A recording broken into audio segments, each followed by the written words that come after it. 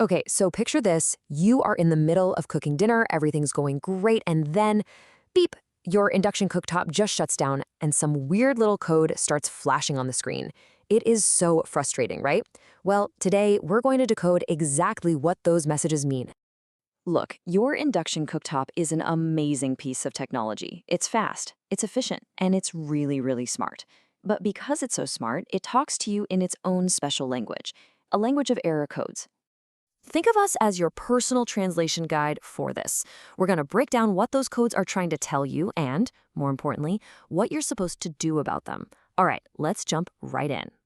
So we're going to start with the best category, the errors that you can probably fix yourself in like under a minute. These usually have to do with the simple stuff, your power, the plug, and most of the time, the pan you're using. If you see an E0 pop up, don't panic. This is one of the most common ones out there, and it's basically your cooktop's way of saying, hey, something isn't right with either the power I'm getting or the pot you just put on top of me. So the first thing to do is start simple. I mean really simple. Is the plug all the way in the socket? You know, induction cooktops use a ton of power, so they need a good, strong connection. But honestly, most of the time the real culprit is the pan itself. And this is absolutely crucial to understand.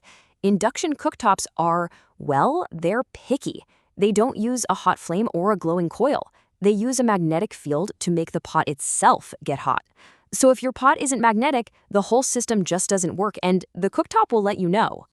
And this shows it perfectly. You need a pot with a flat bottom that's magnetic. Here's the easiest test in the world. Just take a fridge magnet and try to stick it to the bottom of your pan. If it sticks, you're golden. If it falls off, that pan won't work on your cooktop. It's as simple as that. And it's not just about what the pan's made of. The size is a big deal too. If the bottom of your pan is too small, say less than 12 centimeters, or way too big, like over 26 centimeters, the cooktop's sensors just can't see it properly, and it'll probably just turn itself off after a minute.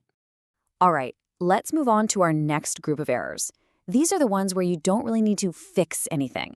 It's more about being patient and letting things cool down.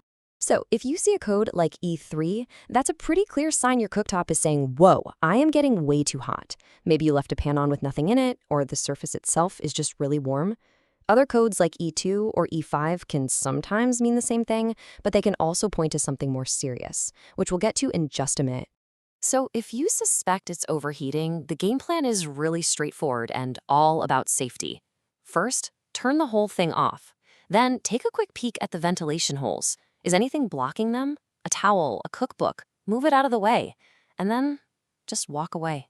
Give it a good 10 minutes to cool itself down before you even think about turning it back on. Okay, now we got to talk about the serious codes. If you see any of these, this is your cue to stop troubleshooting. These codes usually mean there's a problem inside the machine, and you should not try to fix it yourself. And this slide is so important because it shows how the same code can mean totally different things on different models. For one brand, E1 might just mean the voltage from your wall is a little too high. Annoying, but not dangerous.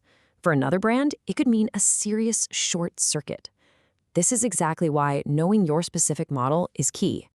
So let's say you've checked your manual, and it confirms that E1 on your machine means an internal electrical fault. Well, that makes your next step very, very clear.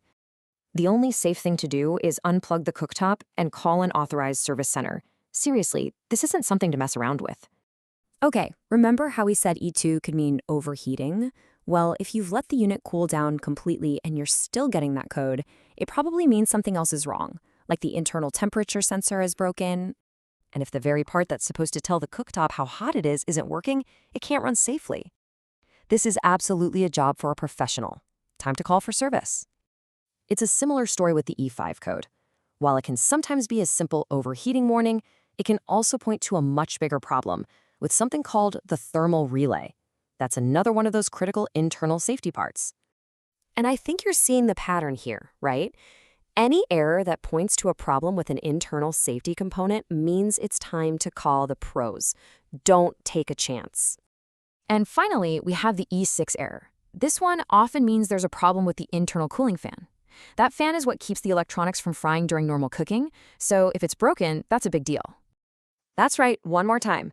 For any of these internal errors, E1, a persistent E2, E5, or E6, the message from your cooktop is exactly the same. Stop, unplug it, and call a service center. Phew, okay. We've gone through a lot of codes. So let's just boil everything down into a simple, easy-to-remember checklist you can use anytime your cooktop starts acting up.